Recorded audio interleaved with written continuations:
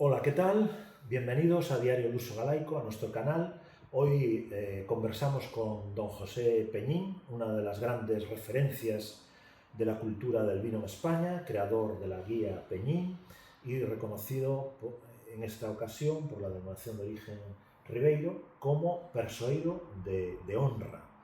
Y hablaremos con él pues del Ribeiro, del vino gallego, del consumidor actual y también pues de la relación vitivinícola que hay entre Galicia, España y Portugal. Don José Peñín, después de toda una vida dedicada al vino, ¿qué significa para usted recibir este reconocimiento de persoeiro de honra de la denominación de origen Ribeiro? Hombre, para mí es un orgullo porque estamos hablando de un territorio que es un territorio que la he manejado durante casi 50 años, días y venidas, hablar con muchos bodegueros, cómo era Ribeiro hace 40 años o 50 años, cómo es ahora, etcétera.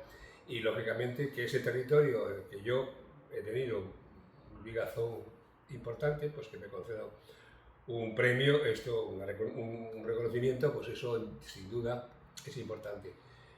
Lo que pasa es que cuando se llega a una cierta edad siempre empiezan los homenajes. Y vamos a hacer homenajes que si no la va a palmar porque ya es muy mayor. O sea, ese tiene la otra cara, ¿no? Pero bueno, en cualquier caso, que se acuerden de uno está muy bien y sobre todo en la profesión que me gusta, que es el vino.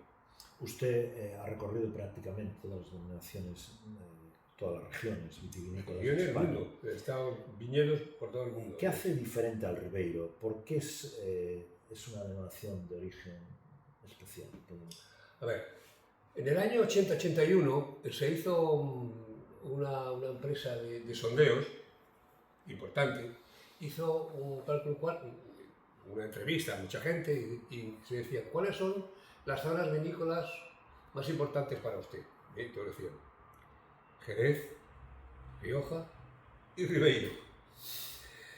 Evidentemente, Ribeiro representaba el espíritu gallego de Galicia. ¿No? Nadie sabía si Ribeiro estaba en la provincia de Ourense o simplemente estaba en Galicia. El vino gallego es vino de Ribeiro.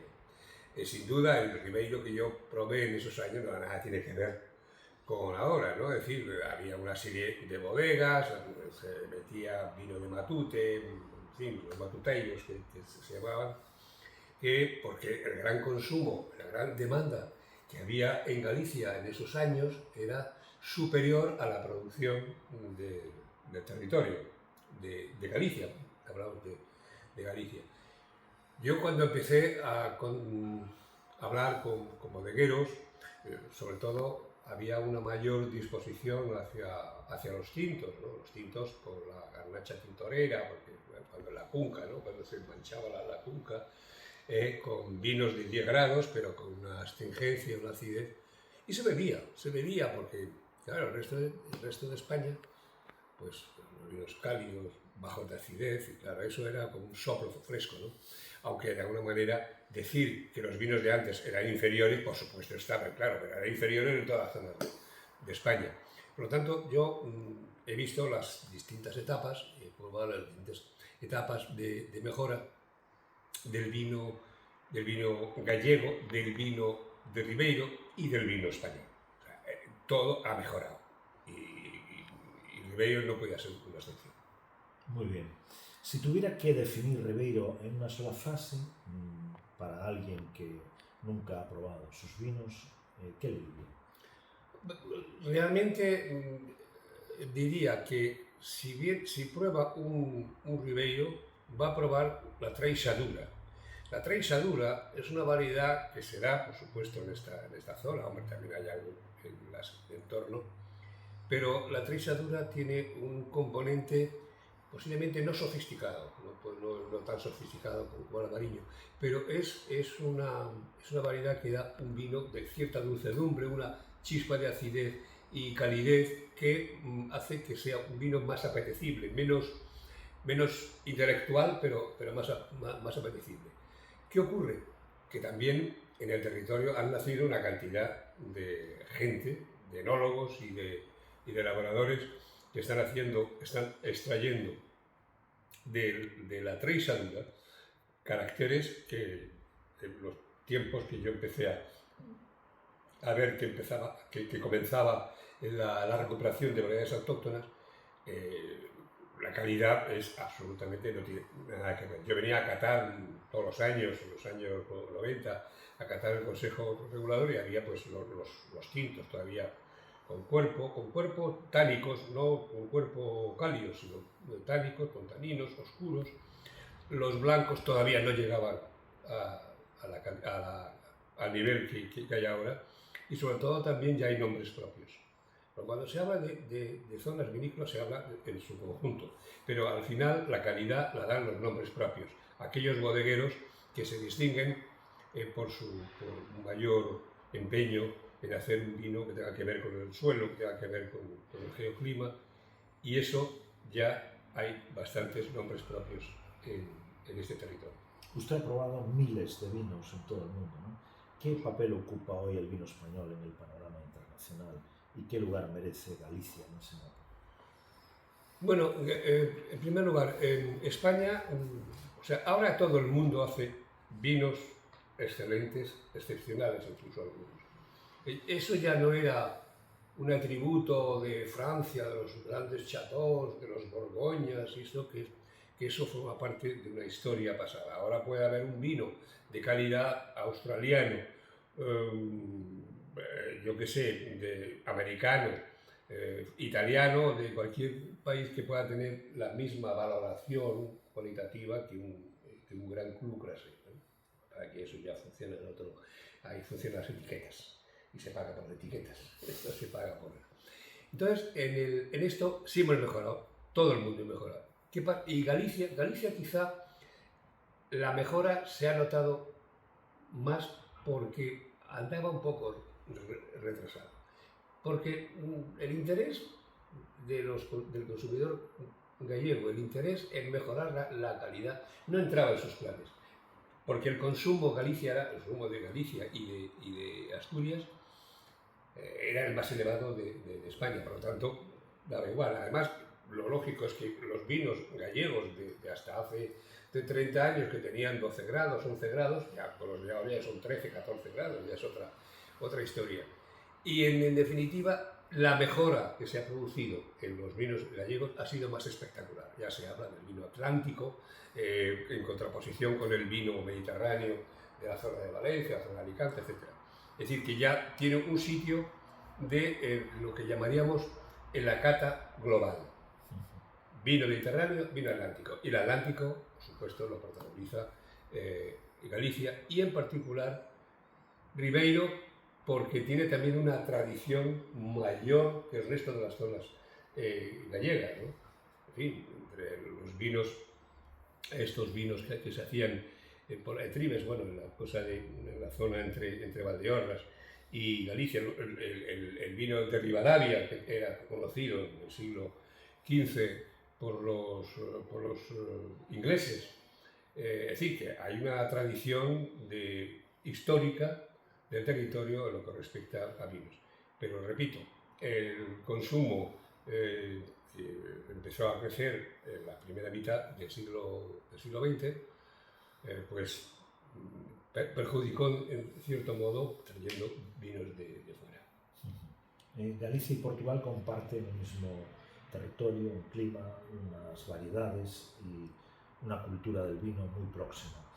¿Cómo ve el momento actual de los vinos portugueses y qué pueden aprender mutuamente Galicia y Portugal en este ámbito?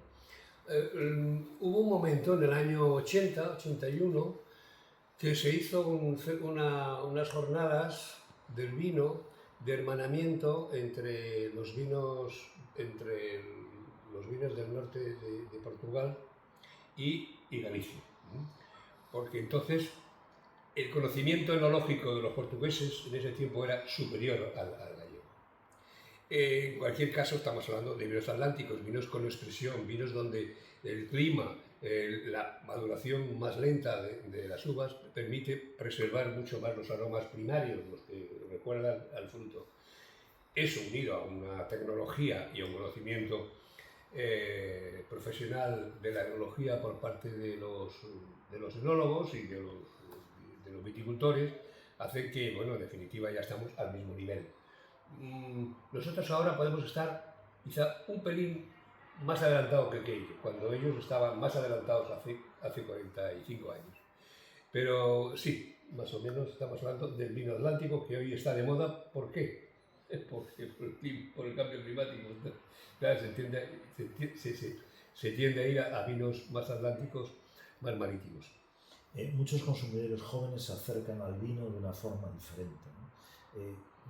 ¿Qué debe hacer el sector para conquistar a las nuevas generaciones sin perder su esencia? Yo creo que el sector no puede hacer nada.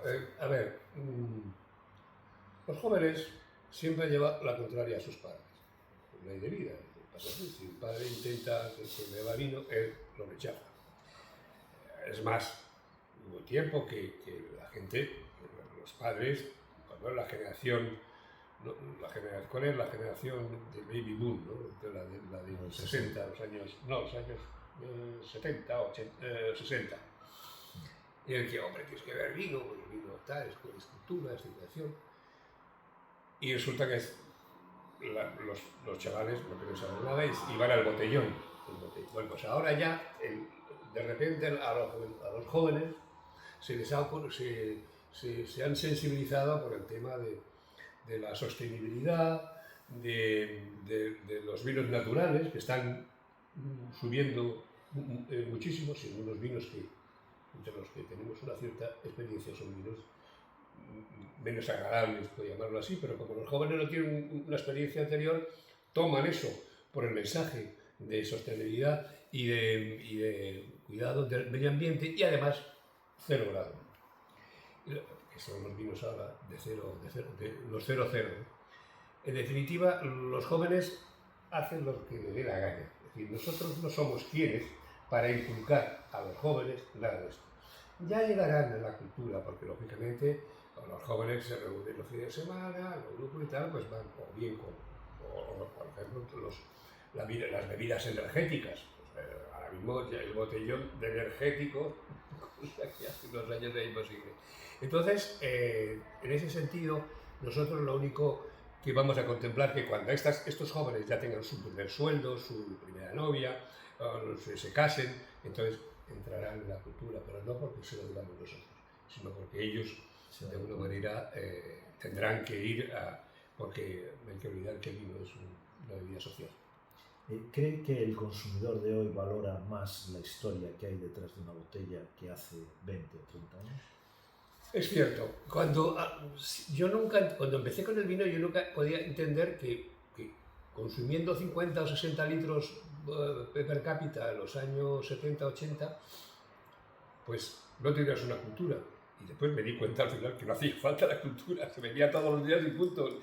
¿Para qué quiero yo saber de qué uva es o cómo se hace el vino? El vino está en la mesa todos los días, en el restaurante de carretera que te ponían ya el vino sin que lo pidieran. Bueno, eso ya ha pasado a la historia. Y ahora mismo, pues, de alguna manera, la juventud bebe menos, o sea, la sociedad bebe menos vino, pero mejor. Es decir, se gasta más dinero que antes, pero se gasta más dinero en una botella, no que se gaste más dinero en vino. Ahora mismo hay vinos que se venden, antes se vendían con 25 euros la botella, con mucha timidez, ahora ya en las cartas, en los catálogos de las bodegas, encontramos ya vinos de 50, 40, 30 y se venden. Lo que pasa es que se venden en las cantidades proporcionales al precio, pero eso más que antes. La inteligencia artificial, las redes sociales y muchas nuevas tecnologías están cambiando la comunicación. También están cambiando la forma de vender y de entender el vino. Las redes sociales están consiguiendo, más que nosotros que escribíamos en los periódicos, en revistas, en libros, están consiguiendo acercarse más al consumidor, a los jóvenes, porque hablan su mismo idioma. Todos estos de redes sociales, ¿cómo se llaman? que hacen vídeos. Sí, los influencers. Los influencers, perdón. Los influencers dan un texto muy pequeño, válido, porque al final la gente no quiere más texto. O sea, yo le puedo contar de la misa a la media, pero al final lo que ellos van a recoger es resumen. Pero ese resumen ya se lo dan los influencers. ¿Qué ocurre? Hay estética, hay precisión, hay imágenes cortas, frases cortas, producción digital en condiciones. Todo eso hace que los jóvenes entren al vino porque quienes le están enfocando el vino están hablando en el mismo idioma que los que lo siguen. La fuerza, diríamos, la informalidad, todo lo que supone las relaciones entre jóvenes, y eso está generando, si no un consumo global de vino, sí un mayor conocimiento y cultura del vino. Hay ahora muchas mujeres, influencers, hombres, sumilleres, que antes no tenían ningún conocimiento y ahora lo tienen. Pero ahora mismo lo importante, ya digo, es la forma de la comunicación.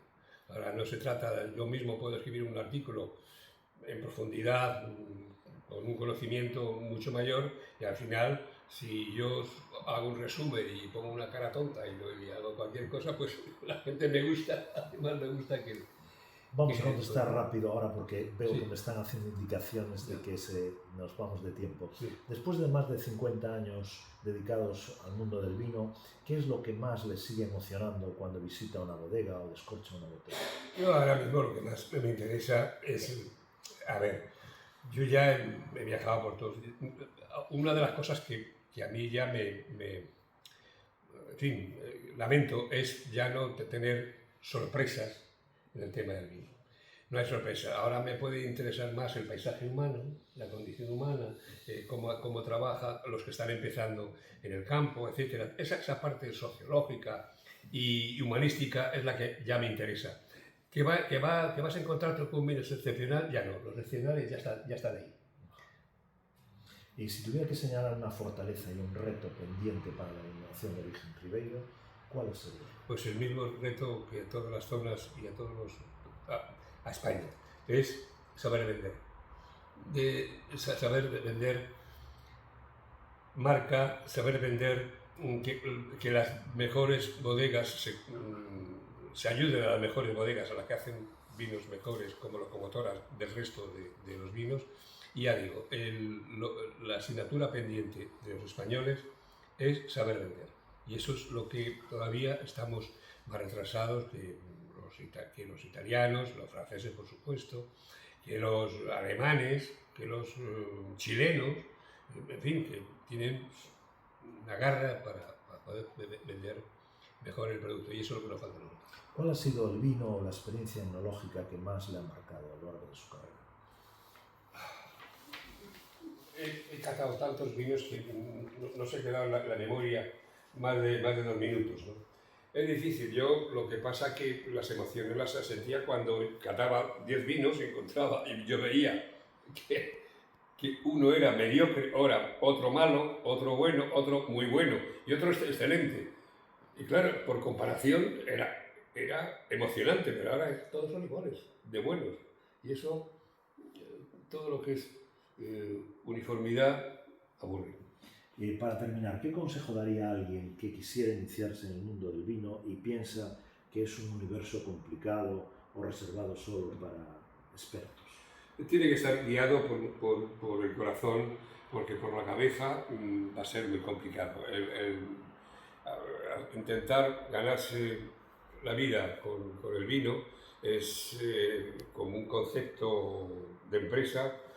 Estamos hablando de otras inversiones muy grandes, pero la mayoría de los bodegueros de 3.000, 4.000 botellas, si no están guiados por la emoción, por el cambio de vida, el cambio de estilo de vida, que de la ciudad se van al campo y viven en el campo, pues bueno, eso sí, porque a fin de cuentas, para sobrevivir con un sueldo, que sería lo que podría conseguir con una producción de 30 o 40.000 botellas, con eso sí puede vivir, pero en el momento que vaya creciendo, el problema es que es la bola de nieve. Don José Peñín, cuando dentro de muchos años se hable de usted, ¿cómo le gustaría que se le recordara en el mundo del vino? Pues simplemente una persona curiosa. Pues muchísimas gracias, don José Peñín, por atender a Diario Luso Galaico y por compartir con nosotros pues, esa mirada sobre el vino, el Ribeiro y la cultura vitivinícola. Y gracias también a todos ustedes por habernos acompañado y nos vemos en la próxima entrevista.